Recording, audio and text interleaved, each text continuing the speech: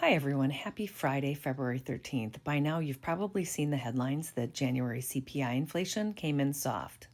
I thought I'd walk through some of the details of this report so you understand why this may or may not align with your reality.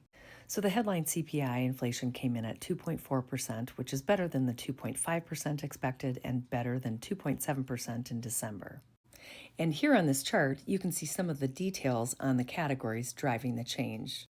The greatest annual declines came in gas with deflation of 7.5% and fuel oil with deflation of 4.2%. And while the greatest annual increases came in these categories, utility gas services 9.8%, electricity 6.3%, medical services 3.9%, and food overall 2.9%. So, the first thing to note about the CPI is that it uses fixed weights for the categories to arrive at the aggregate number. These category weights are only updated once a year, and this means that even if prices change, the weights do not change.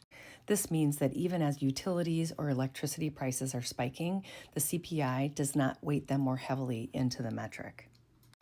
Also, the inflation that your household is experiencing really does depend on what foods you consume because as you can see, there's a very wide variation in the inflation and even deflation across food categories. And my 2 cents is we should all feel better that inflation is coming down. It is, however, still higher than the Fed's 2% target rate. And even this good inflation report means we are paying higher prices. And this is still a strain, especially on households that are living paycheck to paycheck. If you like my content, please like, share, and follow, especially on other platforms, and let me know how does this report align with your reality in the comments.